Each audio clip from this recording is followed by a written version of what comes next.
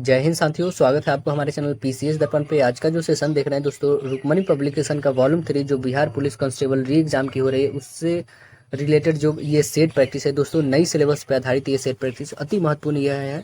हम लोग जो आज की जो सेशन कर रहे हैं वो पता है डेली वाइज पे जो करते होंगे उनको पता होगा कि आज की जो टेस्ट सीरीज है वो कैमी क्रम का है। वो टेस्ट सीरीज नंबर 17 है हम लोग का, ठीक है। तो आज 17 नंबर में हम लोग टोटल 100 क्वेश्चन बनाएंगे, फुल डिस्कशन के साथ रहेगी, एक भी क्वेश्चन स्किप नहीं होने वाला है दोस्तों, ठीक है। तो चलिए हम लोग बनाते हैं। आप हमारे चैनल पर नए दोस्तों सब्सक्राइब कर लीजिएगा ताकि नेक्स्ट वीडियो सबसे पहले आप तक पहुंचेगी। अब बस मात्र 3 है दोस्तों, 3 जैसे खत्म होती महामैराथन, जैसे मैं आप लोग को बताया हूँ महामैराथन लाऊंगा। जैसे जो सीरीज है दोस्तों द प्लेटफॉर्म रुक्मणी पब्लिकेशन का सीरीज, जो जैसे एससीईआरटी एनसीईआरटी वाली जितने भी सीरीज है, लगभग 6 सीरीज है सभी सब्जेक्ट का। जैसे भौतिकी हो गया, रसायन विज्ञान हो गया, जीव विज्ञान हो गया, है ना, इतिहास हो गया, पॉलिटी हो गया, ये सभी का, रसायन विज्ञान, ये सभी का मैं सीरीज करा दूंगा, ठीक है। कुछ मैंने करा रखा है, उसका प्लेलिस्ट मेरे चैनल पे बनी हुई है, आप देख सकते हैं। जस्ट ही कल या परसों से स्टार्ट होने वाली है मैराथन क्लासेस उसकी, ठीक है। Test series for Bihar police constable exam set number 17 हम लोग बनाते हैं। देखते हैं क्या है इसमें स्कोर। देखिए पहला क्वेश्चन क्या है इसमें,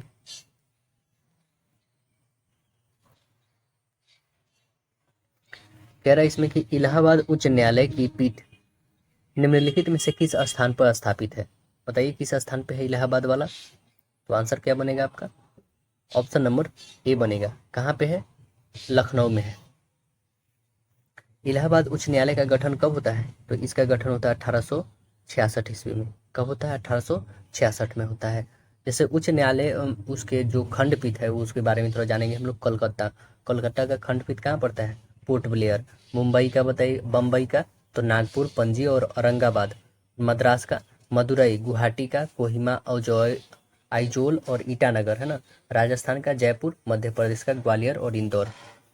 अगला क्वेश्चन देखिएगा कि भारत के महान्यायवादी अटॉर्नी जनरल के रूप में नियुक्त होने के लिए आवश्यक योग्यताएं कितनी है, बताइएगा कितनी है। तो आंसर क्या बनेगी आपकी, करेक्ट आंसर ऑप्शन सी है, सर्वोच्च न्यायालय के न्यायाधीश। करेक्ट आंसर ऑप्शन सी होगी। महान्यायवादी के कार्यकाल को संविधान के द्वारा निश्चित नहीं किया गया है। इसके अलावा जो है संविधान में इन्हें पद से हटाने को लेकर भी कोई मूल व्यवस्था नहीं है। आर्टिकल जो 76 का 4 है, अनुच्छेद 76 के 4 के अनुसार जो है महान्यायवादी भारत के प्रसाद पर्यंत पर रहते हैं, है ना। और ये संविधान के भाग 5 में अनुच्छेद 76 में के अंतर्गत जो है भारत में महान्यायवादी के पद का सृजन किया गया है। नेक्स्ट देखिएगा कि भारत में डैश संवैधानिक संशोधन अधिनियम 1988 द्वारा मतदान की आयु जो है कैसे घटा करके 18 वर्ष कर दिया गया था। कैमे संविधान संशोधन द्वारा किया गया था, बताइए। तो आंसर बनेगा राइट आंसर बी, 61वें संविधान संशोधन द्वारा कर दिया गया था।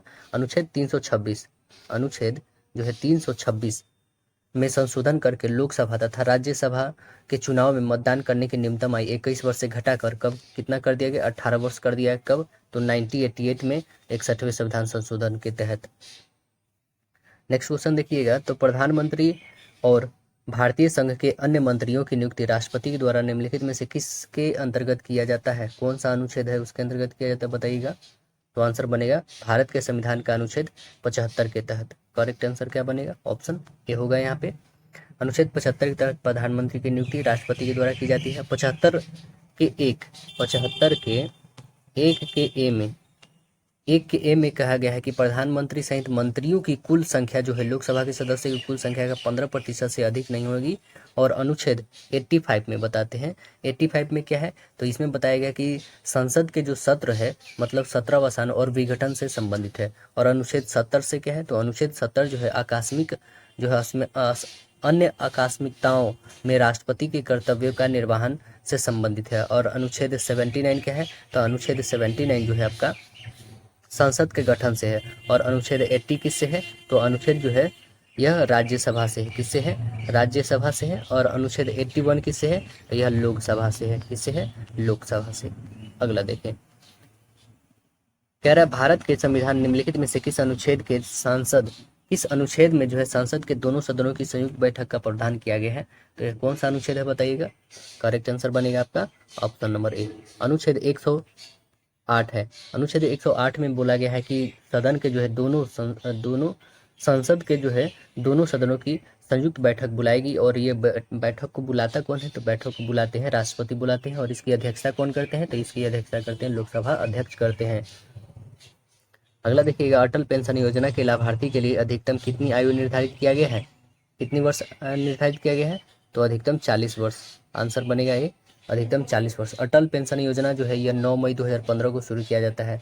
अटल पेंशन योजना के तहत जो है लाभार्थी 60 वर्ष की आयु के बाद जो है 1000 से लेकर 5000 तक न्यूनतम पेंशन प्राप्त कर सकते हैं। नेक्स्ट देखिएगा, कह रहा है पैन डैश अंकीय एक अद्वितीय अक्षरांकीय संख्या होती है जिसे आयकर विभाग के द्वारा जारी किया जाता है। मतलब वो पैन कार्ड में कितने नंबर होते हैं जो पैन कार्ड के लिए इंपॉर्टेंस नंबर होती है, बताइएगा। जैसे आधार कार्ड में 12 नंबर होता है ना, वैसे आपको बताना है कि पैन कार्ड में कितने नंबर्स होते हैं। बताइए कितने नंबर्स होते हैं, तो इसमें टोटल 10 होते हैं। याद रखिए कितने होते हैं, 10। ऑप्शन नंबर बनेगा आपका करेक्ट नंबर ए होगा। पैन का फुल फॉर्म क्या होता है, परमानेंट है ना, परमानेंट अकाउंट नंबर होती है। अगला देखिए, कह रहा है क्या भारत में निम्नलिखित में से कौन सा बजट एक प्रकार नहीं है, बताइए कौन नहीं है एक प्रकार, तो आंसर क्या बनेगा हमारा करेक्ट आंसर बी। आरक्षीय जो है बजट नहीं है ना, तो अधिशेष है, घाटा है और संतुलित है। करेक्ट आंसर क्या बना हमारा, करेक्ट आंसर ऑप्शन बी बनेगा। अनुच्छेद 112 में बोला क्या गया बताते हैं आपको। अनुच्छेद 112 में वार्षिक वित्तीय विवरण के रूप में इसका उल्लेख किया गया है भारतीय संविधान में। अगला क्वेश्चन देखिएगा, तो कह रहा है कि आधारित लेन देन के लिए आइरिस जो है आइरिस आइडेंटिफिकेशन की जो पेशकश करने वाला पहला बैंक निम्नलिखित में से कौन सा है, बताइए कौन सा है, तो आंसर बनेगा एक्सिस बैंक है। करेक्ट आंसर बनेगा आपका option number A axis bank. Bharat में स्थापित पहला बैंक बैंक ऑफ हिंदुस्तान, इसकी स्थापना कब होती है, बैंक ऑफ हिंदुस्तान का 1770 ईस्वी में। और पहला पूर्व भारतीय बैंक जो पंजाब नेशनल बैंक है वो 1800 कब, तो 1894 में स्थापित होता है ना। भारत में पहला क्षेत्रीय ग्रामीण बैंक वो कब होता है, तो 1995 में, 1995 में स्थापित किया जाता है। माफ़ कीजिएगा, 1995 नहीं 1975 में की जाती है। 1975 में स्थापित किया जाता है क्या चीज़ का, पहले क्षेत्रीय ग्रामीण बैंक का। और भारत का पहला एटीएम कब लाया गया था, तो बताइए 1987 में। हांगकांग संघाई बैंकिंग कॉरपोरेशन लिमिटेड HSBC द्वारा स्थापित किया गया था कहाँ पे, तो मुंबई में। पहला एटीएम याद रखिए, पहला एटीएम 1987 में मुंबई में। अगला क्वेश्चन देखिए, कह रहा है साइमन कमीशन किस वर्ष भारत आया था, बताइए कब आया था, तो आंसर क्या बनेगा 3 फरवरी 1928 को भारत आया था। करेक्ट आंसर ऑप्शन सी हमारा बनेगा यहाँ पे। जालियांवाला बाग हत्याकांड के बाद जो है ये हुआ था 1919 के अंत में। जालियांवाला बाग हत्याकांड वर्ष जो हुआ था 1919 के अंत में ब्रिटिश पार्लियामेंट में भारत शासन अधिनियम 1919 पारित किया गया। और भारत शासन अधिनियम जो 1919 के प्रावधान में एक प्रावधान यह भी था क्या कि इस अधिनियम में लागू होने के 10 साल के बाद जो है समीक्षाओं में ब्रिटिश सरकार का एक आयोग गठित किया जाएगा। जो 8 नवंबर 1927 को ऐसे आयोग का गठन किया गया जो क्या किए कि कर दिया गया, क्या चीज़, कर यानी टैक्स के लिए दिया गया है ना, ये 1927 में। और इस आयोग का अध्यक्ष जो थे जॉन साइमन को बनाया गया था। और यह आयोग जो है 6 अन्य सदस्य थे। और इन 7 सदस्यीय आयोग को जो है साइमन आयोग के नाम से जाना गया। साइमन आयोग में सभी 7 लोग जो है अंग्रेजी थे, भारतीय इसमें से कोई भी नहीं था। 28 फरवरी 1928 को जो है फरवरी 1928 को साइमन आयोग जो है भारत में सर्वप्रथम बम्बई पहुंचा। साइमन आयोग में एक भी भारतीय सदस्य नहीं था, अतः भारत में साइमन आयोग का व्यापक क्या हुआ था, विरोध हुआ था। अगला क्वेश्चन देखिएगा, इंग्लैंड में चर्चिल आंदोलन कब हुआ था, चर्चिल जो आंदोलन हुआ था इंग्लैंड में वो कब हुआ था बताइएगा, तो आंसर क्या बनेगा आपका करेक्ट आंसर बी 1838 में हुआ था। ब्रिटेन ने सन 1838 से लेकर 1848 के बीच जो है श्रमिक वर्ग के द्वारा अपने हक के लिए चलाए गए आंदोलन का जो है चर्चिस्ट आंदोलन कहा है ना। और ब्रिटेन में जो संसदीय सुधार अधिनियम है 1832 में के द्वारा जो है मजदूरों को मताधिकार का अधिकार नहीं दिया गया था। तो इस आंदोलन में शुरुआती में 1936 में देखने को मिला था। अगला क्वेश्चन देखेंगे हम लोग, तो कह रहा है कि इसमें बहमनी साम्राज्य की स्थापना बताइएगा। बहमनी साम्राज्य की स्थापना कौन किए थे, तो आंसर बनेगा आपका correct answer D Alauddin Bahman Shah. कौन किए थे, अलाउद्दीन बहमन शाह किए थे। हसन गंगू के द्वारा अलाउद्दीन हसन बहमन शाह द्वारा जो है 1347 में, कब 1347 ईस्वी में किया था। बहमन साम्राज्य की पहली राजधानी कहाँ पे थी, गुलमर्ग थी, है ना। इसका नया राजधानी अहमद शाह प्रथम ने कहाँ पे बनाया था, बीदर में बनाया था। अगला क्वेश्चन देखेंगे हम लोग। तो आंग्ल मैसूर युद्ध का समापन निम्नलिखित में से किस लड़ाई के साथ होगा था, किस लड़ाई के साथ हो गया था। तो आंसर बनेगा श्रीरंगपट्टनम की लड़ाई के साथ।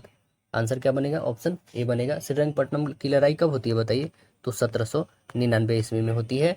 और श्रीरंगपट्टनम की संधि कब होती है, तो यह 1792 ईस्वी में होती है। इस संधि में अंग्रेज की ओर से जो है कर्नवालिस तथा मैसूर से टीपू सुल्तान शामिल थे, है ना। और टीपू सुल्तान जो थे आंग्ल मैसूर जो चौथा हुआ था उसमें 1799 में के दौरान जो है अंग्रेजों से लड़ते हुए 4 मई 1799 को मारे गए थे। और 1781 में इनके पिताजी जो थे, 1781 में हैदर अली का जो सामना अंग्रेज जनरल आयरकुट से हुआ था, जिसने पोर्टो नोवा 1781 में जो है पोलीलूर और सोलिंगपुर में जो है हैदर अली को परास्त कर दिया था। देखिए प्रथम आंग्ल मैसूर जो युद्ध हुआ था वो कब हुआ था, ये पहले एक बार हम लोग देख लेते हैं। तो ये 67 से लेकर 69 तक हुआ था प्रथम आंग्ल मैसूर युद्ध। यह खत्म किस संधि के तहत हुआ था, तो मद्रास की संधि के तहत 1769 में, ठीक है। द्वितीय आंग्ल मैसूर युद्ध यह होता है 1780 से लेकर के 84 के बीच में, ठीक है। और यह किस संधि के तहत खत्म होता है, तो मंगलौर की संधि 1784 में खत्म हो जाता है, मंगलौर की संधि। और तृतीय आंग्ल मैसूर जो होता है यह 1790 से लेकर 92 तक चलती है। और ये श्रीरंगपट्टनम की संधि जो होती है 1792 के तहत ये खत्म हो जाती है। अगला क्वेश्चन देखिएगा, कह रहा है क्या कि विकल्प दिए गए हैं, इसमें बताना है कि खाली स्थान पे क्या आने वाला है, ठीक है। तो बताइए इसमें क्या आएगा ऑप्शन, आप खुद देख के बता दोगे। यहाँ पे ये देखो, यहाँ पे ये यहाँ ये यहाँ ये यहाँ, तो अगला कहाँ पे आएगा बताइए। ये जो यहाँ से यहाँ जस्ट आगे बढ़ा, फिर यहाँ से यहाँ बढ़ा, फिर यहाँ से यहाँ, तो फिर यहीं, यानी कि ऑप्शन कंफर्म होगा कि या तो डी या तो सी होगा। ये तो होगा नहीं, बी और ए होगा नहीं। क्यों, क्योंकि हमें चाहिए इस कर्नर पे, तो इस कर्नर पे बस दो ही दिख रहे हैं, या तो सी या तो डी। अब बता दो इसमें से कौन सी हो गई, कौन सी होगी। तो देखो यहाँ पे परसेंटेज तो जस्ट है ही, तो परसेंटेज तो होगी नहीं, जस्ट नई वाली कोई चाहिए तो प्लस वाली, यानी करेक्ट आंसर हमारा सी दिख रही है। अब बताओ यहाँ पे अगला क्वेश्चन है आपके पास कि रमन जो है एक बिंदु से चलना शुरू करता है, उत्तर की ओर 200 मीटर चलता है, ठीक है। यहाँ से हमने सपोज कर ला, और ये 200 मीटर चला उत्तर उत्तर ऊपर, ठीक है। और फिर जो है अपने बाएं ओर मुड़ता है, बाएं मतलब लेफ्ट साइड मुड़ा, और 300 मीटर चला, ठीक है। 300 मीटर ये हमने चला दिया इसको। और फिर जो है दाएं मुड़ता है और 400 मीटर चलता है, यहाँ से दाएं मतलब ऊपर मुड़ा और 400 मीटर चला, ठीक है। फिर पुनः दाएं मुड़ जाता है, पुनः दाएं मुड़ता है और 300 मीटर मतलब फिर से यहाँ तक चला, 300 मीटर चलता है। और रमन जो है आरंभ बिंदु से कितनी दूरी पे है, तो चला यहाँ से था और यहाँ पे पहुंच गया, तो कितनी दूरी, ये 200 और ये 400 मतलब 600 की डिस्टेंस कवर किया। तो आंसर क्या बनेगा, option number B 600, right answer option B होगा। नेक्स्ट क्वेश्चन देखें, कह रहा है कि इसमें बताना है फिल इन द ब्लैंक्स, मतलब इसमें खाली जो स्थान है उसे भरना है हमें, है ना। तो बताइए इसमें खाली स्थान पे क्या उचित संख्या को भरे जाएंगे हम लोग। तो देखो कैसे बनाएंगे इसे, 15 और प्लस 75 दोनों को ऐड करो कितनी आ जाएगी 90, 18 और प्लस 90 को ऐड करो कितने आ जाएंगे 108। तो सेम यहाँ पे 21 और 105 को ऐड कर दो तो कितने आ जाएंगे, जोड़ो 6 2 1 126। आंसर आपके सामने, बी करेक्ट आंसर। अगला क्वेश्चन देखिए, कह रहा है select the most appropriate synonym, हमें बताना है इसका। एलिजेंट, एलिजेंट मतलब पता है क्या होता है, मतलब कि शानदार, है ना। ये एक एडजेक्टिव है तो इसका साइनोनिम क्या हो जाएगा, ग्रेसफुल होगा। तो आंसर क्या बनेगा, इसका मतलब ही होता है शानदार। करेक्ट आंसर ऑप्शन डी होगा, आकर्षण, सुंदर। हमें बताना है इसमें आइडम बताना है ना। देखिए आइडम क्या दिया है, to get cold feet, to get cold feet मतलब होता है क्या है, भयभीत होना। तो आंसर क्या बनेगा बताइएगा, भयभीत होना मतलब क्या होगा, यहाँ पे बनेगा टू बी अफेयर्ड। आंसर बनेगा मतलब डर जाना, आंसर करेक्ट सी बनेगा। Select the most appropriate fill in the blank. देखिए I don't think you should go out in the train, it's dash, क्या बनेगा यहाँ पे, it's raining cats and dogs. ये एक आइडम्स है दोस्तों आपका। रेनिंग कैट्स एंड डॉग्स मतलब क्या होता है, मूसलाधार बारिश होना, है ना। तो यहाँ पे करेक्ट आंसर ऑप्शन सी आपका करेक्ट हो जाएगा। अगला क्वेश्चन देखेंगे हम लोग। नेक्स्ट कह रहा है select the most appropriate option to can substitute the bold segment in the sentence given sentence देखिए क्या है हमारा given sentence, the food was too salty it this morning, मतलब जो हमने खाना खाया था सुबह में वो क्या थे, बहुत ही ज़्यादा नमक वाली थी। तो आंसर क्या बनेगी यहाँ पे बताइएगा, correct answer option two it होगा यहाँ पे, है ना। आंसर क्या बनेगा, करेक्ट आंसर ऑप्शन सी होगा, क्योंकि टू जो है, टू एडजेक्टिव है, जो ये डबल टू लगा हुआ है, टू और प्लस एडजेक्टिव जो साल्टी है यहाँ पे, टू और प्लस एडजेक्टिव प्लस टू होनी चाहिए, तब भी वन होनी चाहिए, ये स्ट्रक्चर होती है, इसलिए यहाँ पे क्या होगा, टू ईट होगा, है ना, यहाँ पे टू ईट लगेगा, तो करेक्ट आंसर अपना सी बनेगा। अगला देखिए, select the most appropriate synonym of the given word, क्या है, डिजाइन। डिजाइन मतलब क्या होता है आपको पता है, डिजाइन एक नाउन है, मतलब डिजाइन करना, है ना। तो डिजाइन का क्या हो जाएगा बताइए, साइनोनिम डिजाइन का हो जाएगा फैब्रिकेट, आंसर बनेगा ऑप्शन बी, फैब्रिकेट मतलब भी सेम होता है, बुनना, है ना। अगला क्वेश्चन देखिए, select the option that can be used one word substitute for the given group of word, क्या है, a thing which happens every 2 years, a thing which happens every 2 years, बताइएगा इसका क्या बनेगा, तो आंसर क्या बनेगा, इसका बनेगा बेनियल्स, आंसर करेक्ट बनेगा ऑप्शन सी, मतलब द्विवर्षीय कहिए, एक तरह से द्विवार्षिक कह सकते हैं, आंसर क्या बनेगा, correct answer option C. Next देखिए, select the option that can be used one word substitute for the given phrase, क्या है हमारा फ्रेज देखिए, a poem of lamentation, a poem of lamentation on the death of someone loved and admired, तो answer क्या बनेगा यहाँ पे, answer हमारा बनेगा एल जी, आंसर क्या बनेगा, एल जी, मतलब शोक गीत है ये एक तरह से, है ना। और ये सोलिक्यूज, सोलिक्यूज मतलब क्या होता है, ये स्वागत गीत होता है ना। और एपीथैप मतलब क्या होता है, इसका मतलब होता है समाधि लेख। और ट्रेजेडी मतलब क्या होता है, ट्रेजेडी मतलब होता है, मतलब कि एक तरह से बोलिएगा इसको, बहुत ही दुखद घटना बोल सकते हैं। तो करेक्ट आंसर हमारा ऑप्शन बी यहाँ पे बन गया। अगला देखिए, select the most appropriate antonym, हमें बताना है क्या चीज़ का, तो अमेजिंग का, सीधे से यहाँ पे बताया, जो बोल्ड है ना उसे बताना था, अमेजिंग देखिए, और इसका आपको एंटोनिम बताना है। अमेजिंग मतलब होता है क्या, आश्चर्यजनक, इसका उल्टा क्या बनेगा, साधारण, यानी बनेगा, बताइए, correct answer option B, ordinary, right answer. विद्वान का स्त्रीलिंग बताइएगा, विद्वान का स्त्रीलिंग क्या होगा, विद्वान का विदुषी होगा, करेक्ट आंसर डी बनेगा। वह सही वर्तनी वाली शब्द को हमें चुनना है, कौन सा सही है इसमें बताइएगा, उज्ज्वल, इसमें सबसे करेक्ट है, आंसर डी बनेगा। बताइए यहाँ पे हमें डेकोरेट करना है ना, तो आपको ऑप्शन 22 पे उठाना होगा कि 1 B C D कौन सा पहले चूज करें, तो आप पहले ऑप्शन बी लो यहाँ पे, क्योंकि हमने आंसर को चूज करा तो आपको ऑप्शन बेसिस पे पहले लेना होगा, तो हमने बी लिया। पहले क्या कर रहा है कि भारतीय गाँवों के भारतीय गांवों के सुधार के लिए अभी भारत को और राज्य को बहुत प्रयत्न करना होगा, तो करेक्ट आंसर बी बनेगा हमारा। अब देखिए, पर्वत का पर्यायवाची नहीं है, क्या नहीं है बताइए, पर्वत का पर्यायवाची, तो आंसर क्या बनेगा आपका, करेक्ट आंसर बनेगा, राइट आंसर है नभ, जो है पर्वत का नहीं, शैल और भूधर और नभ जो है इसके पर्यायवाची हैं पर्वत के, नभ जो है यह आकाश का पर्यायवाची है। बताना है समानार्थी शब्द हमें, निपुण, निपुण का समानार्थी क्या होगा, निपुण का समानार्थी अभिग होगा, आंसर ए बनेगा। अब बताइए क्या है, जुगुप्सा, जुगुप्सा का अस्थाई भाव किस रस से संबंधित है, बताइए किस रस से संबंधित है, तो आंसर बनेगा विभत्स रस से संबंधित है, आंसर बी बनेगा। नेक्स्ट देखिएगा, तो कह रहा है कि तिमिर का विपरीतार्थक शब्द बताइएगा, तिमिर जो है शब्द उसका विपरीतार्थक क्या होगा, तो आंसर बनेगा इसका करेक्ट आंसर सी, आलोक होगा, क्या होगा, आलोक। नेक्स्ट देखिए, इनमें से किस विद्वान ने जो है अपभ्रंश के लिए जो है पुरानी हिंदी शब्द का प्रयोग किया है, तो आंसर क्या बनेगा हमारा, करेक्ट आंसर ऑप्शन डी बनेगा, चंद्रधर शर्मा गुरलेरी, कौन है, चंद्रधर शर्मा गुरलेरी है, तो करेक्ट आंसर ऑप्शन डी बनेगा। अगला देखिए, कह रहा है कि सरल रेखीय मार्ग पर चलते हुए एक ट्रक की चाल जो है 1 मिनट के समय अंतराल के समान रूप से जो है बढ़ते हुए 30 मीटर प्रति सेकंड और 60 मीटर प्रति सेकंड हो जाती है, तो ट्रक में उत्पन्न जो है त्वरण है वो हमें बतानी है, तो ट्रक में उत्पन्न त्वरण क्या हो जाएगी यहाँ पे, तो आइए यहाँ पे टाइम दे रखा है हमारे पास, है ना, हम यहाँ पे क्या निकाल लेते हैं, एक्सेलरेशन, तो एक्सेलरेशन बराबर आपको पता है फॉर्मूला क्या होती है, चलिए यहाँ पे बनाते हैं हम लोग। एक्सेलरेशन बराबर होती है v minus you by T होता है ना। तो चलिए हम लोग बनाते हैं यहाँ पे। v और u भी आपके पास दे रखे हैं।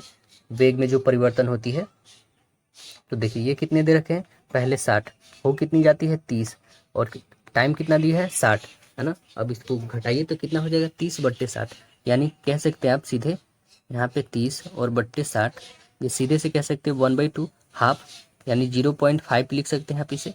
0.5 मीटर पर सेकेंड स्क्वायर होगा, है ना। तो आंसर देखिए क्या चीज़ में दिया हुआ है, तो आंसर आपके पास 0.5 मीटर पर सेकेंड स्क्वायर में। तो करेक्ट आंसर क्या बन गया, करेक्ट आंसर ऑप्शन सी हो गया। अगला क्वेश्चन देखिए, कह रहा है कि एक समान वृत्तीय गति से चल रहे किसी पिंड का किसी भी क्षण इसके वेग सदिश और सदिश एवं जो त्वरण सदिश होते हैं वो डैश होंगे। बताइए क्या होंगे, तो वह क्या होंगे, वो एक दूसरे के लंबवत होंगे। आंसर क्या बनेगा, ऑप्शन सी होगा, वो एक दूसरे के क्या होंगे, लंबवत होंगे। अगला देखिएगा, कह रहा है कि पृथक रूप से तृतीयक नियम के साथ जो है तापीय संतुलन में दोनों निकाय एक दूसरे के साथ तापीय संतुलन में होते हैं, तो उपयुक्त कथन किस नियम का है, यह किस नियम का है, तो यह बताइएगा आप। आंसर डी, उष्मा गति के शून्य कोटि के नियम।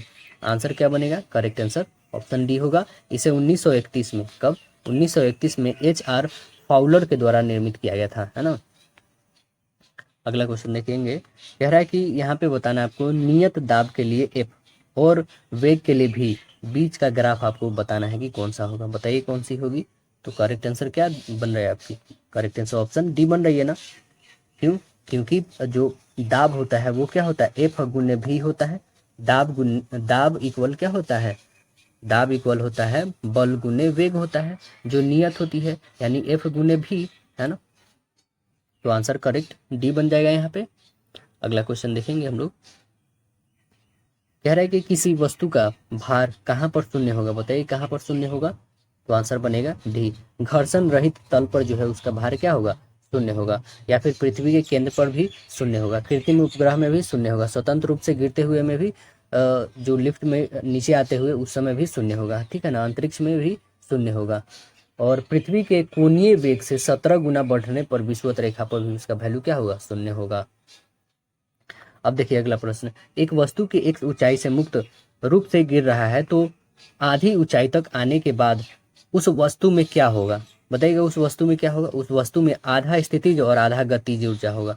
तो आंसर क्या बन जाएगा, करेक्ट आंसर हमारा बी हो जाएगा। अब बताइए काइनेटिक एनर्जी बराबर होता क्या फॉर्मूला, तो काइनेटिक एनर्जी बराबर होता है आपका half of mv square, half of mv square होता है काइनेटिक एनर्जी का फॉर्मूला, है ना।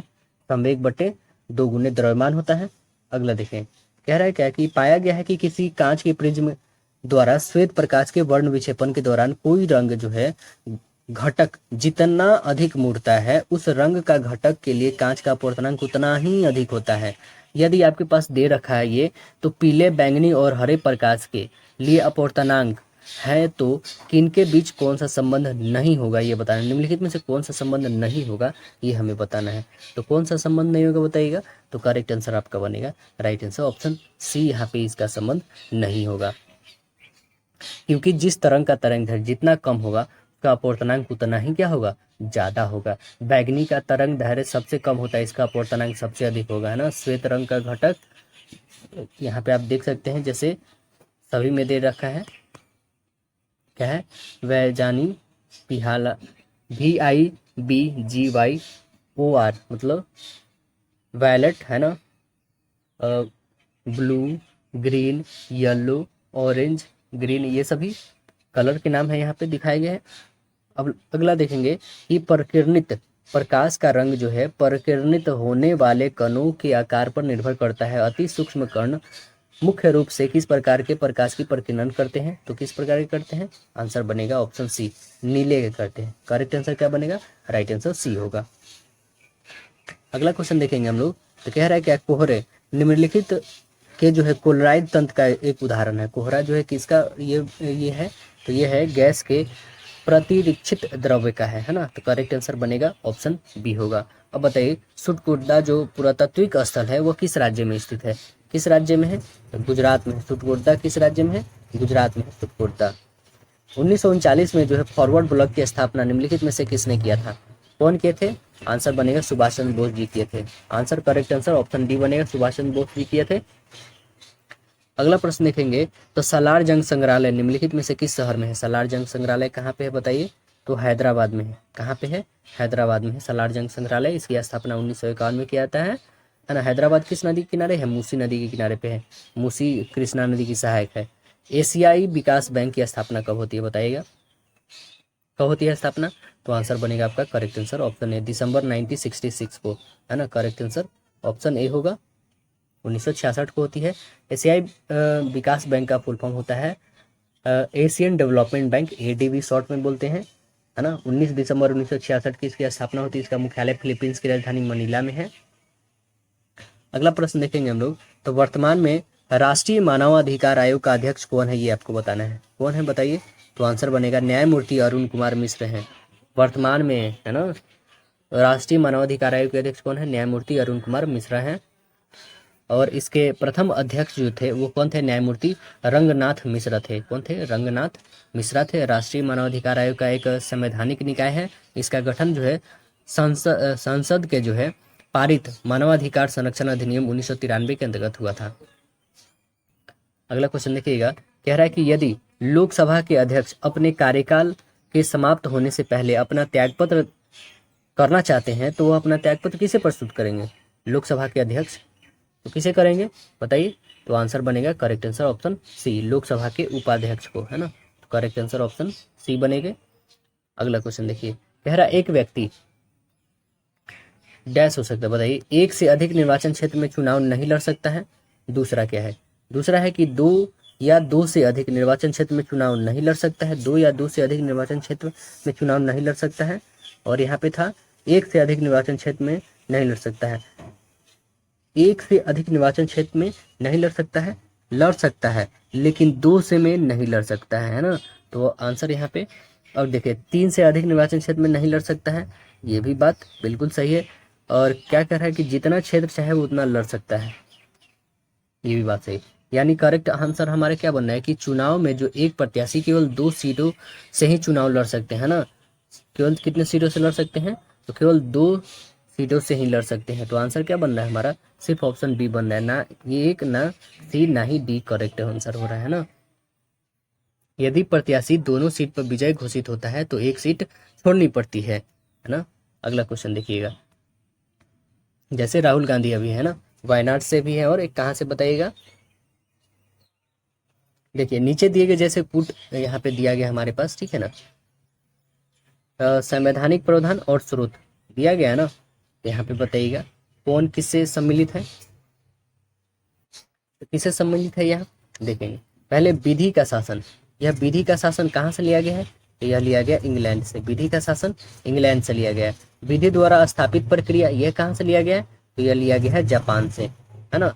राष्ट्रपति के विचाररत जो है राज्यपाल द्वारा विधेयक सुरक्षित रखना, यह कहाँ से लिया गया है? तो यह लिया गया है कनाडा से। अब ये लास्ट बच गया विस्तृत उभयनिष्ठ सूची जो है, यह लिया गया है कहाँ से? ऑस्ट्रेलिया से लिया गया है।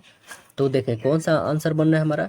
पहला का 2 और दूसरा का 3, इसका चौथा, ये करेक्ट आंसर आपका ए बन रहा है, ऑप्शन नंबर ए ही बन रहा है।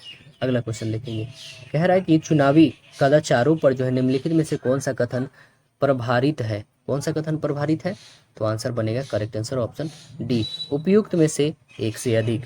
करेक्ट आंसर डी बनेगा, मतलब सत्तारूढ़ दल द्वारा सरकारी मशीनरी का दुरुपयोग, वोटरों को धमकाने में अत्यधिक धन का उपयोग, दल या गठबंधन द्वारा लोक समर्थन का विश्वास। तो यहाँ पे ये नहीं हो सकता है बी, यहाँ पे सी और ए हो सकता है। वोटरों को धमकाने के अत्यधिक धन का प्रयोग करना, ये बिल्कुल करेक्ट नहीं होगा, बल्कि सी और ए आपका सही होगा यहाँ पे। अगला देखिए, निम्नलिखित में से कौन सा देश जो है भारत का प्रमुख है? निम्नलिखित में से कौन भारत देश के प्रमुख है? तो भारत देश के प्रमुख कौन है? आंसर बनेगा ऑप्शन सी, राष्ट्रपति हैं। अगला क्वेश्चन देखिएगा, कह रहा है कि प्रधानमंत्री जनधन योजना जो घोषणा कब किया गया था? प्रधानमंत्री जनधन योजना 2014 में किया गया था। कब किया गया था? तो यह 15 अगस्त 2014 को। आंसर बनेगा करेक्ट आंसर ऑप्शन सी होगा। अगला देखिए, कह रहा है कि मंदी के बाद, मंदी के मामले में विस्तारवादी राजकोषीय नीति लागू की जाती है। किसके द्वारा लागू की जाती है? तो यह लागू की जाती है कर के द्वारा कर दरों में कमी के द्वारा किया जाता है। तो आंसर क्या बनेगा? करेक्ट आंसर ऑप्शन ए हो जाएगा। अगला क्वेश्चन देखिए, कह रहा निम्नलिखित में से कौन सा कार्यकलाप जो है किसी अर्थव्यवस्था के द्वितीयक क्षेत्र से संबंधित है? कौन सा कार्यकलाप बताइए? तो कृषि उपकरण निर्माण का आंसर क्या बनेगा? करेक्ट आंसर ऑप्शन ए हो जाएगा। अगला देखिए, दिए गए व्यंजक का हमें वैल्यू पता करना है। क्या है? 2 sec A by sec square A minus A की वैल्यू हमें बतानी है। तो चलिए हम लोग यहाँ पे बनाते हैं। आपको पता होगा सेक स्क्वायर माइनस एक का वैल्यू क्या होता है? tan स्क्वायर होता है। तो हम यहाँ पे क्या लिखेंगे? 2 सेक दिया हुआ है और बाई में tan स्क्वायर डाल सकते हैं। ठीक है, tan स्क्वायर हो गया हमारे पास। तो आप क्या इसे, आप जो ये 2 सेक है, तो क्या आप इसे ऐसे लिख सकते हैं? 2 और बाई कॉस लिख सकते हैं हम लोग, बिल्कुल लिख सकते हैं। 2 बाई कॉस यानी 1 बाई कॉस इक्वल सेक होता है, और मल्टीपल बाई इसको हम लोग क्या लिख सकते हैं? tan को हम लोग क्या लिख सकते हैं? Cos by sine by cos लिखते हैं। तो नीचे है तो ऊपर चला जाएगा, तो कॉस हो जाएगा। Cos square by sine square होगी। अब ये कॉस से एक कॉस कैंसिल हुआ, तो एक अभी कॉस बचा हुआ है ना। तो आपके पास क्या बचा हुआ है? 2 कॉस और बाई यहाँ पे साइन स्क्वायर, यही है ना, ये हमारे पास बचा हुआ है। ठीक, अब देखो आप, ये जो हमारे पास बचा हुआ था, क्या हम ऐसे लिख सकते हैं? 2 बाई साइन, ठीक है, मल्टीपल बाई यहाँ पे कॉस बाई साइन, इतना तो लिख सकते हैं, क्योंकि साइन साइन में करेंगे तो फिर से साइन स्क्वायर आ जाएगा हमारे पास। तो अब देखो यहाँ पे कॉस बाई साइन आ गया, ठीक है, और ये 2 तो अब यहाँ रख दो, चलो ये 1 बाई साइन। क्या हम ऐसे कर सकते हैं? बिल्कुल कर सकते हैं। तो अब देखो इसका वैल्यू क्या हो जाएगा? कॉसेक, और इसका वैल्यू क्या हो जाएगा? कॉस बाई, इसका हो जाएगा, क्या हो जाएगा बताइए? कॉट होगा ना। तो अब देखो कॉसेक और कॉट वाली कौन सा है? तो कॉसेक और कॉट वाली कौन सी है हमारे पास? ऑप्शन सिर्फ एक है, यानी करेक्ट आंसर हमारा क्या बन गया? ऑप्शन एक है। अब देखो कह रहा है कि सुनैना और रंजन की धनराशि का योग जो है 23 है ना, उनकी धनराशि का अंतर 7 है। तो सुनैना और रंजन के पास जो धनराशि का अनुपात है वो आपको बताना है किस अनुपात में।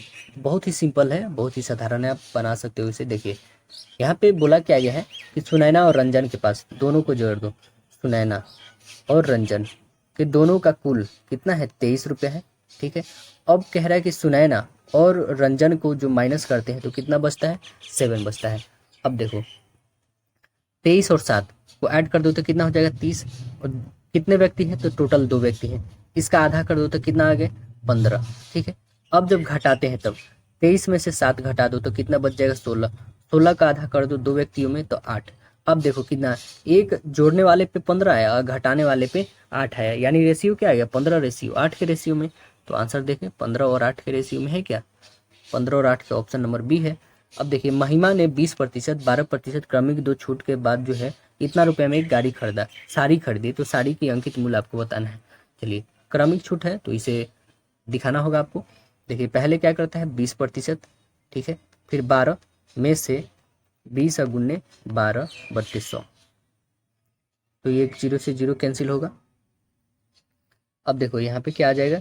20 और 12 को ऐड करोगे तो कितनी हो जाएगी? 22 में से घटा दो, ये कितनी हो जाएगी? 12 दूना 24, यानी 2.4 घटा दो इसमें से, है ना, क्योंकि 10 यहाँ पे है।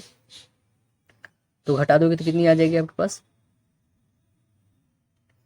आपके पास आ जाएगी 920 है ना, यहाँ पे 2.4 है, यानी 19.6 बच जाएगा। क्या बच जाएगा? 19.6 बच जाएगा यहाँ पे हमारे पास। अब देखिए यहाँ पे ये 32 ना होगी, 20 और 12 32 होगी, 32 में से हमें घटानी है, यानी कितनी बच जाएगी? 29.6 बच जाएगी। आंसर कितना आया? अभी आंसर नहीं है, अभी 29.6 हमारे पास क्या बच रही है? ये एकल छूट आया है ना। अब सारी की अंकित वैल्यू हमें बतानी है। तो देखो अंकित वैल्यू कितनी है? 792, मतलब कि इतना में खरीदी है, हमें अंकित वैल्यू फाइंड करना है। गुन्ने 100, कितने में से? 100 में से कितना घट रही है? तो 29.6 घटा दो। तो लिखो 792 और गुन्ने 100, इसमें से घटा दोगे तो कितना बच जाएगा? 70.4 बचेगा। डेसिमल को हटा दो, यहाँ पे 0 लिखो, इसको काटो, तो आंसर आपके पास कितने आ जाएंगे? 1125 रुपया। मतलब साड़ी की अंकित मूल्य जो थी वो 1125 रुपया थी, लेकिन उसने 792 रुपया में खरीदा, यानी आंसर क्या बनेगा? करेक्ट आंसर ऑप्शन सी होगा। अगला देखिए, कह रहा है एक बगीचे के त्रिकोणीय फलों की क्यूरी का क्षेत्रफल दिया है, क्या होगा जिसका परिमाप दिया है 20 मीटर है ना, उसकी दो भुजाएं हैं 5 मीटर और 6 मीटर है। तो चलिए हम लोग बनाते हैं और देखते हैं आंसर क्या आ रहा है। देखिए यहाँ पे बोला क्या जाए कैसा है, तो त्रिकोणीय है। ये हम ए ले लिए, ये बी और ये सी लेते हैं। अब तीनों जिसमें दो भुजाएं दे रखा है, इसका 5 इसका 6 दे रखा है, इसका हमें नहीं पता है। तो आइए हम लोग तीनों का वैल्यू फाइंड करते हैं, जिसमें परिमाप तो दे रखा है ना तीनों का, ए प्लस बी प्लस सी का वैल्यू दे रखा है 20, इसमें इस दोनों का दे रखा है यानी 11, तो इसका कितना हो जाएगा 9। 20 में से आप 11 घटा लोगे तो कितना बचेगा 9, यानी सी की वैल्यू कितनी आ जाएगी 9। अब देखो तीनों वैल्यू निकल चुकी है, तो हम यहाँ अर्ध परिमाप निकाल सकते हैं यानी एस। तो तीनों का ऐड कर दो, तीनों का ऐड कितना आ रहा है 20, 20 का आधा कर दो तो कितना आ जाएगा 10। ये एस निकल गया। हेरोन फार्मूला पे आपको निकालना है, ठीक है। हेरोन फार्मूला पे एस पहले 10 माइनस 10 में से कितना घटाना है, तो पहली भुजा 5 है, 10 में से 5 तो 5, फिर दूसरी 10 में से 6 घटा दोगे तो कितना 4, फिर 10 में से 9 घटा दोगे तो 1।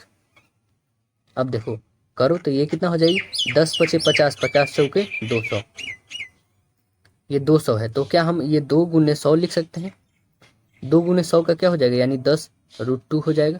तो हमारा क्षेत्रफल कितना आ गया 10 रूट जो है 2 मीटर या सेंटीमीटर जो भी यूनिट स्क्वायर में आ गया। तो आंसर क्या बना हमारा, राइट आंसर ऑप्शन सी बन गया।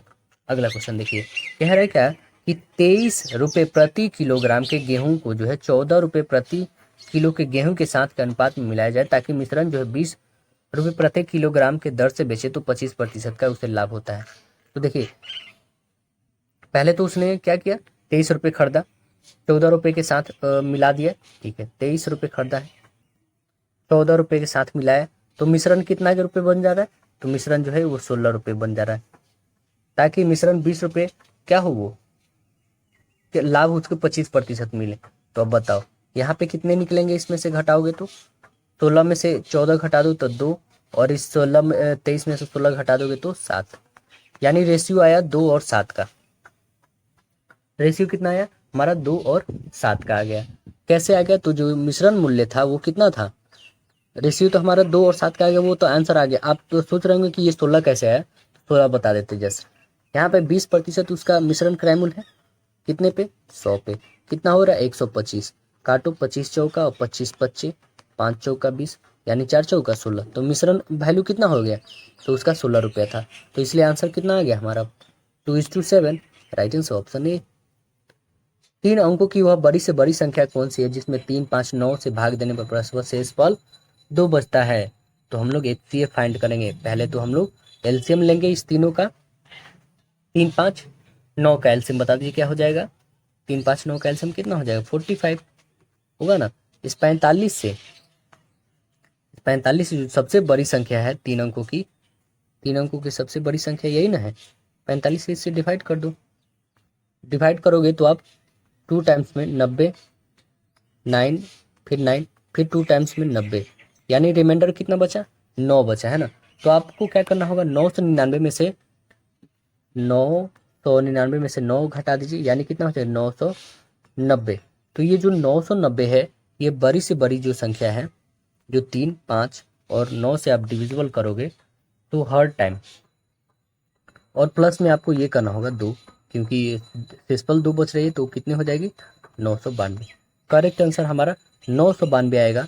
जो आप 992 कौन सी, करेक्ट आंसर ऑप्शन डी। ये जो 992 आई है, जो 3, 5 और 9 से आप भाग करोगे तो हमेशा 2 डेसिमल बचेगी है ना।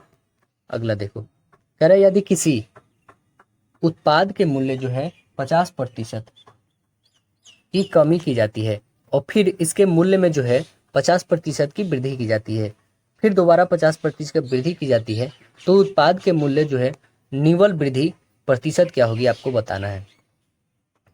तो क्या होगा चलिए हम लोग बना के देखते हैं क्या हो रहा है। उत्पाद का मूल्य 100 रुपये। अब जो नई मूल्य है हमारी, नई मूल्य पहले 50%, ठीक है, फिर बढ़ रहा है 150 हो रहा है, फिर घट रहा है 50, नहीं फिर बढ़ ही रहा है ना, दोबारा जो बढ़ ही रहा है। तो अब देखो काट के 100 से 100 कैंसिल, 2 जीरो से 2 जीरो कैंसिल, 1 जीरो से एक और जीरो कैंसिल, 5 2 जा 10।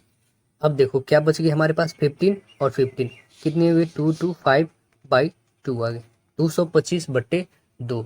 अब इसे आप डिवाइड कर दो, 225/2 को डिवाइड करोगे तो कितनी आ जाएंगे, 112.5, यही ना हो गया, 112.5 आएगा।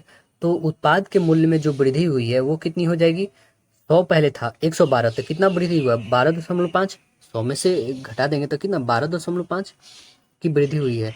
किस पे हुआ है, 100 पे हुआ है। किससे हुआ है, 100 से हुआ है, काट दो, यानी कि वृद्धि हुआ है 12.5% का।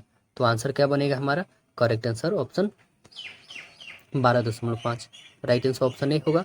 अब बताना है कि एक नाव जो है धारा के अनुकूल एक निश्चित दूरी जो है 5 घंटे में तय करती है, लेकिन धारा के प्रतिकूल शुरू जो बिंदु होती है लौटने में उसे जो है 8 घंटे का समय लेती है।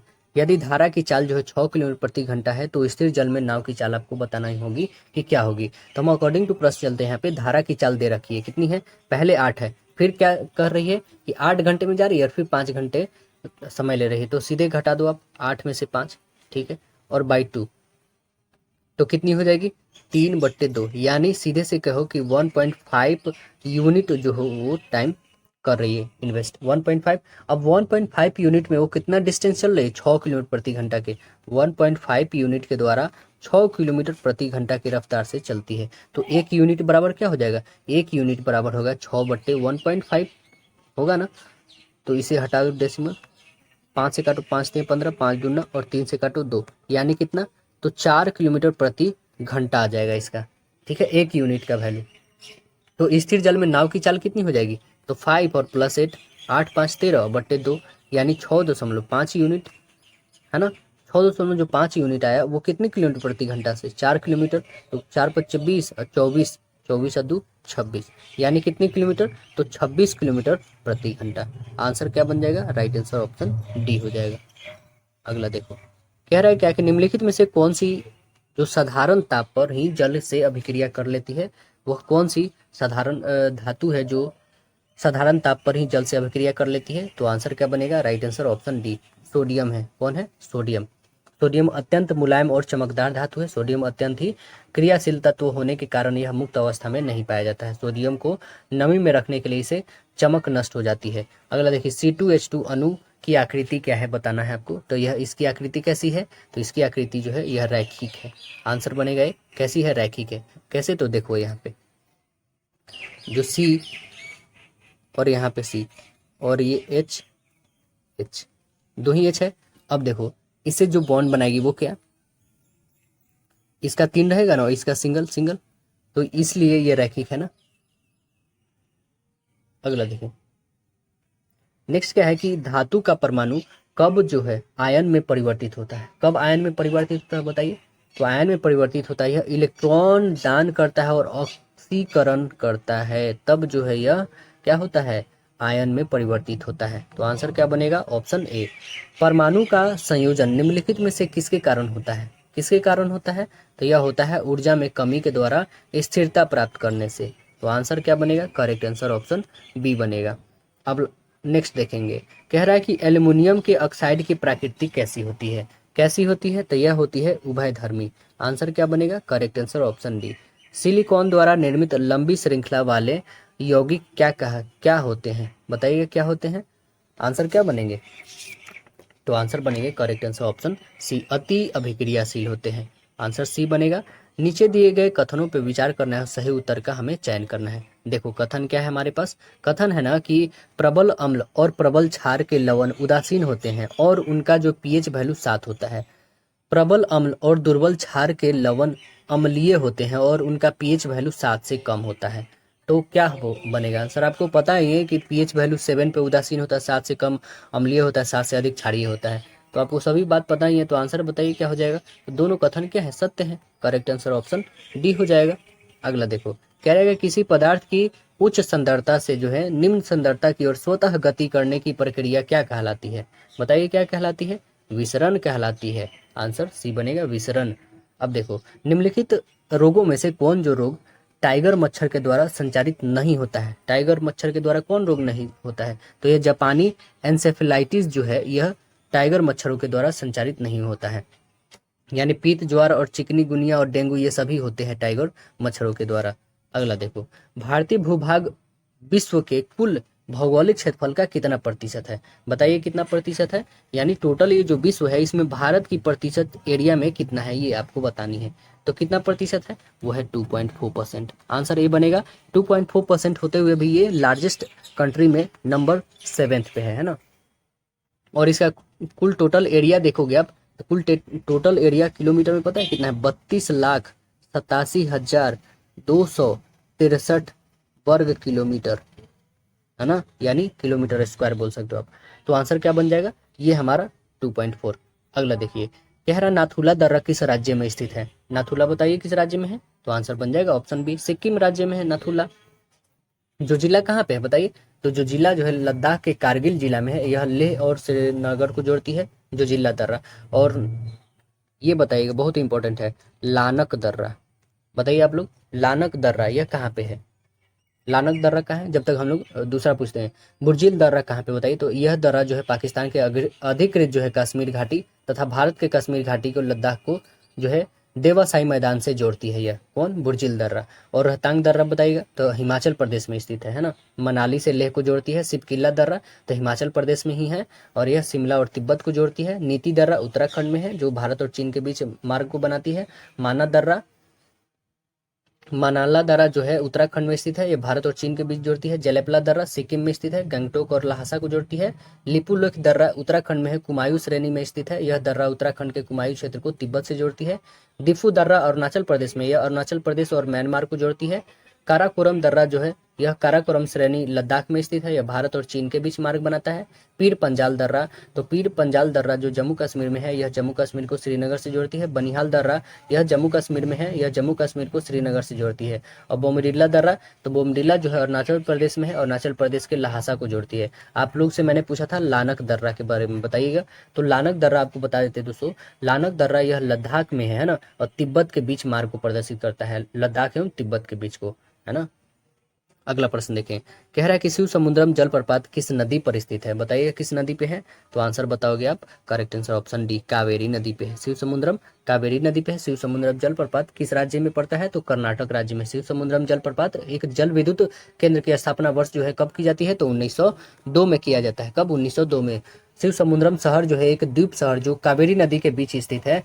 शिव समुद्रम शहर जो है कावेरी नदी 2 शाखाओं में बांटा जाता है। शाखाएं आगे जाकर गिरती है, आगे जाकर मिल जाती है ना। जैसे आपको बताना है दोस्तों, जैसे जलप्रपात वगैरह एक बार हम आपको रिपीट कर देते हैं, बहुत इंपॉर्टेंट है। जैसे जोग या गरसोपा या महात्मा गांधी, तीनों जो नाम मैंने डाला है ये तीनों नाम एक ही है। क्या क्या? जोग, गरसोपा और महात्मा गांधी। यह किस नदी के किनारे है? शरावती। किस राज्य में? कर्नाटक में। हुंडरू, हुंडरू जलप्रपात स्वर्ण रेखा नदी पे झारखंड में है। शिव समुद्रम कावेरी नदी पे है, कर्नाटक राज्य में। गौतम धारा या फिर जोहाना, गौतम धारा या फिर जोहाना। अब देखो, गौतम धारा, गौतम धारा कहिए या फिर कहिए इसको जोनहा, है ना। ये दोनों एक ही नाम है, गौतम धारा या जोनहा कहिए। ये रारू नदी पे है, झारखंड में पड़ता है। दमस, दसम जो है दसम जलप्रपात यह कांची में पड़ता है, झारखंड में पड़ता है। ठीक है, रांची हो गया, यहाँ पे कांची लिखा है। सदनी, सदनी जो है जलप्रपात यह शंख नदी किनारे है और यह जो है झारखंड में है। डुडुमा, डुडुमा जो है मृक्षकुंडम नदी पे है और यह उड़ीसा राज्य में है। गोकाक, गोकाक जो है घटप्रभा नदी पे है, कर्नाटक में है। चित्रकूट इंद्रावती नदी पे है, छत्तीसगढ़ पे है। और दूध सागर जो है मांडवी नदी पे किस राज्य में पड़ता है? मांडवी नदी गोवा में बहती है, तो गोवा राज्य में है। धुआंधार नर्मदा नदी पे है, मध्य प्रदेश में। दूध धारा नर्मदा नदी पे है, मध्य प्रदेश में। कपिल धारा नर्मदा नदी पे है, मध्य प्रदेश में। कुंचिकुल वराही नदी पे है, कर्नाटक में। तो आपको बताना है चुलिया जो चंबल नदी पे है किस राज्य में पड़ेगा? तो चंबल किस राज्य में पड़ेगा दोस्तों? चंबल राजस्थान में। और बिहार राज्य के भी जो जलप्रपात है उससे भी संबंधित हम लोग को जिला याद रखना पड़ेगा, क्योंकि बिहार के आप दे रहे हैं एग्जाम। तो देखिए जलप्रपात जैसे काकोला जलप्रपात ये बिहार में है आपका नवादा जिला में। दुर्गावती जलप्रपात यह भी बिहार में है, रोहतास कैमूर सीमा पे है। और तेलहर कुंड, तेलहर कुंड कैमूर में है। तुल भवानी यह रोहतास में है ना। मंझार कुंड रोहतास में है और धुआं कुंड यह भी रोहतास में है। अगला क्वेश्चन देखेंगे हम लोग। नेक्स्ट क्वेश्चन हमारा क्या बोल रहा है कि निम्नलिखित में से किस नदी का उद्गम जो है अमरकंटक नहीं है? अमरकंटक कौन नहीं है बताइएगा? तो ताप्ती नदी का नहीं है, सोन नदी वहीं से निकलती है, जो जोहिला और नर्मदा सभी अमरकंटक से निकलती है। अगला क्वेश्चन देखेंगे तो सर्वप्रथम जो है मानसून शब्द किस देश के नाविकों को द्वारा प्रयोग किया था? किस देशों के नागरिकों के द्वारा प्रयोग किया था? तो यह है अरब नागरिकों के द्वारा प्रयोग किया गया था, नाविकों के द्वारा प्रयोग किया था। मानसून खोज जो है हिप्पल्स ने किया था, वो 45 एडी में किए थे, 45 एडी में किए थे। अगला क्वेश्चन देखेंगे हम लोग, बहुत ही इंपॉर्टेंट है। नेक्स्ट जो प्रश्न है, मानस वन्य जीव अभ्यारण्य। दोस्तों आपको तो जितने भी वन्य जीव अभ्यारण्य वो सभी आपके एकदम से मुंह पे याद होनी चाहिए, है ना। जैसे कोई पूछे बस जस्ट बताना चाहिए, यानी कि आपको कोई भी अभ्यारण्य से आए संबंधित वो पूरे से पूरे कंप्लीट होनी चाहिए। तो मानस अभ्यारण्य ये तो बता दोगे कौन सी राज्य में है, ये तो आपको पता है असम राज्य में। देखिए जैसे मैं आपको एक रिपीट करा देता हूँ, पूरे हमारे देश में जितने भी अभ्यारण्य लगभग कुछ राज्यों का करा देता हूँ।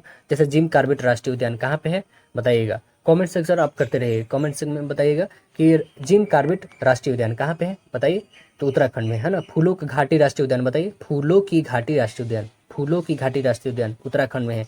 नंदा देवी राष्ट्रीय उद्यान बताइए, नंदा देवी राष्ट्रीय उद्यान उत्तराखंड में है। कहाँ है? उत्तराखंड में, उत्तराखंड में है नंदा देवी। और बताइए काजीरंगा, काजीरंगा कहाँ है? असम में है। कहाँ पे है? असम में है काजीरंगा, असम में। अब बताइए सुंदरवन, सुंदरवन कहाँ पे है?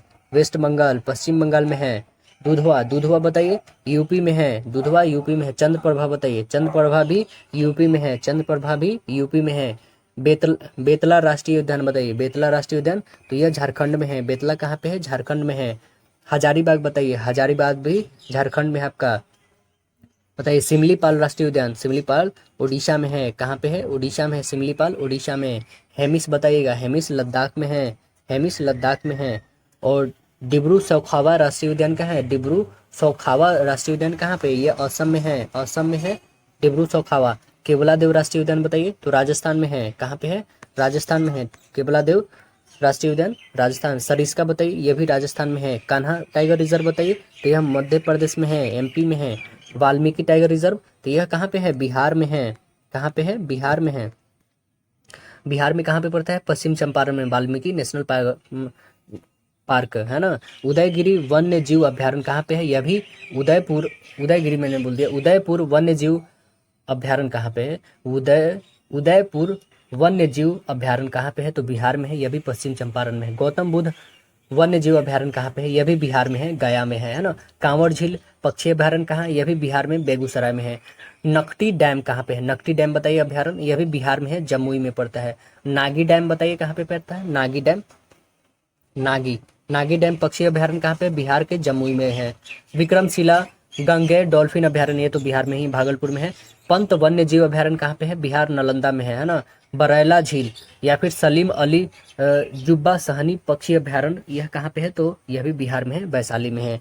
अगला प्रश्न देखेंगे, कह रहा है हमारा नेक्स्ट कि रबर जो है किस प्रकार के वनस्पति की श्रेणी में आएगा बताइए, किस प्रकार की श्रेणी में आएगा? तो उष्णकटिबंधीय सदाबहार वन में आएगा। तो आंसर क्या बनेगा हमारा? ऑप्शन नंबर ए बन जाएगा। भारत के जो है किस राज्य में सबसे अधिक जो है जन घनत्व है, सबसे ज्यादा बताइएगा जन घनत्व, तो वो बिहार राज्य में है। आंसर क्या बनेगा? करेक्ट आंसर ऑप्शन बी बन जाएगा, है ना।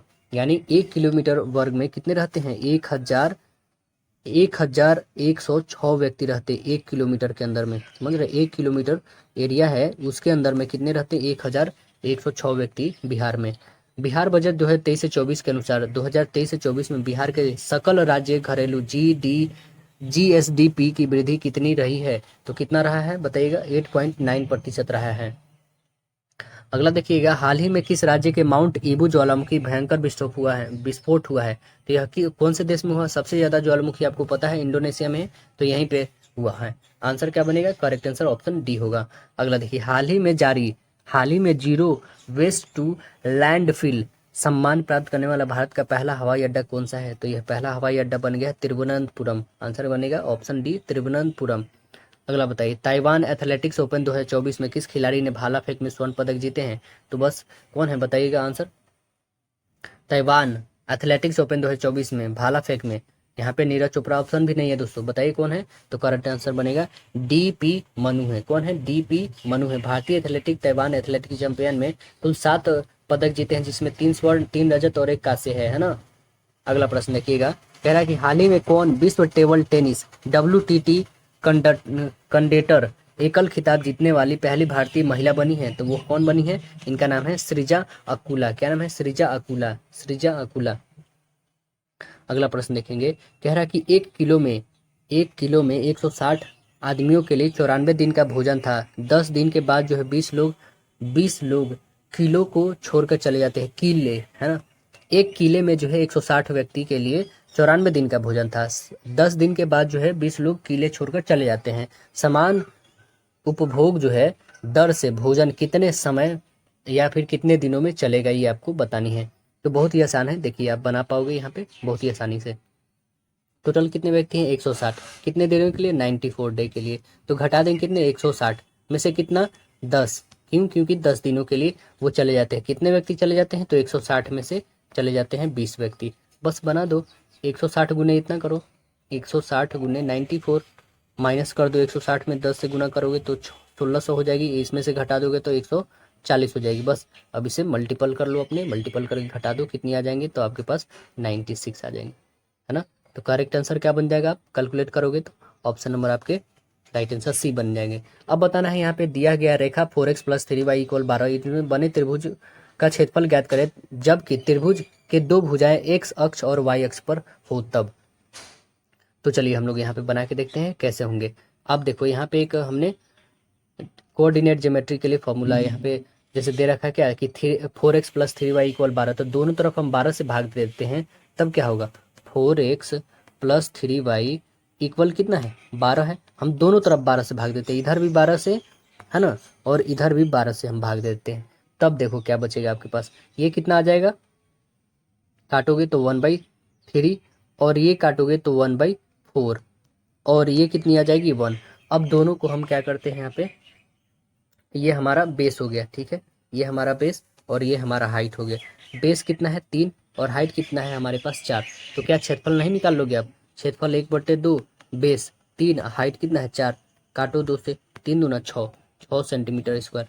यानी आंसर क्या बन जाएगा हमारा, option number right answer C बन गया। अगला देखो, कह रहा है त्रिभुज का क्षेत्रफल जिसकी भुजा 3 सेंटीमीटर, 5 सेंटीमीटर और 6 सेंटीमीटर है। आपको ये हीरोन फार्मूला पे बताना होगा।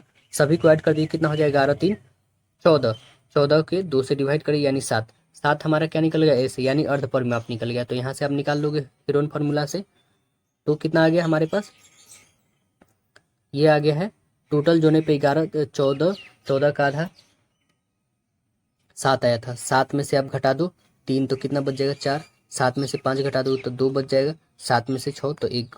अब देखो कितना हो जाएगा 6 4 दूना 8, 8 सत्ते कितना हो जाएगा, 8 सत्ते 56 हो जाएगा, यही ना होगा।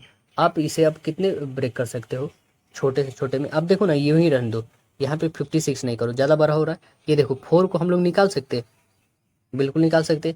क्या ये 2 और 7 निकल सकते हैं, नहीं। तो ये 4 का निकलेगा तो क्या हो जाएगा 2 और अंदर में रह जाएगा 7 2 14, यानी 2√14 हमारा सेंटीमीटर स्क्वायर है, 2√14 सेंटीमीटर स्क्वायर। ऑप्शन नंबर आपका बन जाएगा राइट आंसर बी। अगला देखिएगा, नेक्स्ट कह रहा है क्या कि के, यहाँ पे दे रखा है कि के किस मान के लिए जो है m-2 व्यंजक जो है m² - 5m + k का गुणनखंड होगा, ये बताना है आपको। तो बताइए यहाँ पे कैसे बनेंगे हम लोग। देखिए गुणनखंड प्रमेय से आप देखोगे तो 2 का होल स्क्वायर करो, -5 गुने 2 और प्लस के इक्वल कितना 0, ये 4 -10 प्लस के इक्वल 0, यानी ये माइनस है उधर चल जाएगा तो प्लस में, और ये माइनस चल जाएगा, यानी के की वैल्यू कितनी आ जाएगी 6 आ जाएगी। तो आंसर क्या बन जाएगा, करेक्ट आंसर हमारा बी बन जाएगा। यानी इसका वैल्यू आप समझ रहे हैं ना, m-2 ये इक्वल 0, यानी m की वैल्यू क्या हो जाएगा 2 हो जाएगा। तो यहाँ पे m का वैल्यू रख दो। अगला देखो, इसमें आकृति में टोटल त्रिभुज काउंट करके बता देना है कितना है। काउंट करोगे तो आप मात्र 6 त्रिभुज निकलेंगे, 1 2 3 4, एक 5 और एक ये बड़ा वाला 6। यहाँ पे क्वेश्चन हमारा दिया गया कि दिए गए युग में पहली दूसरी से जैसे संबंधित है वैसे आपको बताना है। इसमें केवल उस संख्या का युग्म ज्ञात करें जो सबसे अलग है। तो सबसे अलग देखोगे आप 3 और 21, 3 और 4 को ऐड करोगे 7, तो 7 को 3 से मल्टीपल करोगे तो 21, यहाँ पे 45 आया है। 4 और 5 ऐड करो तो 9, 9 × 5 = 45, ठीक है, ये भी करेक्ट, ये भी करेक्ट। अब ये 2 और 10 को देखो, 2 और 4 6, 6 और गुने 2 करोगे तो 12 आ रहा है, ये तो आ ही नहीं रहा। नेक्स्ट देखें, 4, 4 गुने 2 करो, 4 गुने 5 करना है ना हमें, 4 गुने, यहाँ पे हमें क्या करना है, 4 गुने 4, 4 प्लस 4 8 हो गया, 8 चौका कितना आ जाएगा 32। मतलब हमारा आंसर क्या बन रहा है, आंसर सी। क्यों? क्योंकि ये फॉलो नहीं कर रहा है। यहाँ पे इसको बदल देना है, सिंबल को बदल के आप बना दोगे तो आंसर आपके पास आ जाएंगे। राइट आंसर भी इसे बनाइए आप, है ना। देखिए कौन सी जो है डबल रोटी ब्रेड बनाने में प्रयोग की जाती है, बताइए कौन सा प्रयोग किया जाता है। तो आंसर क्या बनेगा आपका, राइट आंसर बी, ईस्ट का प्रयोग किया जाता है। बताना है कि नीचे दिए गए पौधे और उनके खाद्य भाग में जो युग्मों में कौन सी सही सुमिलित नहीं है, कौन नहीं है सही सुमिलन। तो आंसर बनेगा आलू और मूल। करेक्ट आंसर बनेगा राइट आंसर सी। आलू क्या होता है, कंद होता है ना। अब देखिए ब्रेड बनाने में किसका उपयोग किया जाता है, बताइए किसका उपयोग किया जाता है ब्रेड बनाने में। तो आंसर क्या बनेगा, राइट आंसर ऑप्शन डी हो जाए यहाँ पे, करेक्ट आंसर डी, है ना। सैक्रोमाइसिस सेरेविसिस, आंसर बनेगा सैक्रोमाइसिस सेरेविसिस, आंसर डी बनेगा।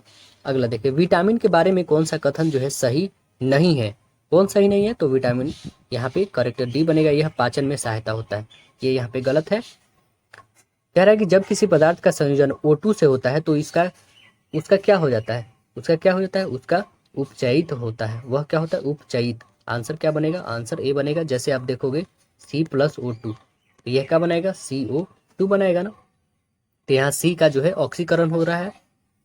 अगला देखिए, निम्नलिखित में से कौन सा पाचन जो है एंजाइम लार में पाया जाता है, बताइए कौन सा पाया जाता है। तो एमाइलेज, आंसर बनेगा डी, एमाइलेज पाए जाते हैं। अगला देखिए, लसिका के कुछ कार्य जो है नीचे दिए गए हैं, इसके सही कार्य दर्शाने वाले विकल्प का हमें चयन करना है। तो कौन सा सही कार्य है बताइए। तो आप देखोगे इसमें सही कार्य जो है इसके, आंत से पाचित और अशोषित वसा को ले जाता है, ये बात बिल्कुल सही है। CO2 फेफड़ा तक ले, नहीं ये गलत है। RBC को जो है लसिका पर्व तक ले जाती है, ये भी गलत है। यह अतिरिक्त तरल को जो है कोशिका बाह्य स्थान से वापस जो है रक्त में बाहर देता है। तो आंसर बनेगा आपका एक और डी, यानी करेक्ट आंसर बनेगा ऑप्शन सी, है ना। 1 और 4 इसी में है ऑप्शन। अब देखो, निम्नलिखित में से क्या महिला प्रजनन तंत्र का एक हिस्सा नहीं है, तो कौन नहीं बताइए। तो आंसर आप देख रहे होंगे, गर्भाशय है, अंडाशय है, डिंब वाहिनी जो है और नलिका भी है, लेकिन मूत्र मार्ग नहीं है। तो आंसर क्या बनेगा, करेक्ट आंसर ऑप्शन बी होगा। अगला देखिए, अधिकांश के शरीर समूहों में रक्त का दोहरा परिसंचरण होता है, हालांकि इन समूहों में से एक अपवाद है। तो नीचे दिए गए विकल्पों में से समूह को आपको पहचानना है, कौन सा अपवाद है बताइए। उभयचर वर्ग, सरीसृपी और पक्षी वर्ग, तो इसमें सबसे अलग है मत्स्य वर्ग। करेक्ट आंसर बनेगा डी। तो आशा है दोस्तों वीडियो पसंद आएगा, फिर मिलते हैं हम लोग अगले सेट में, जब तक के लिए धन्यवाद।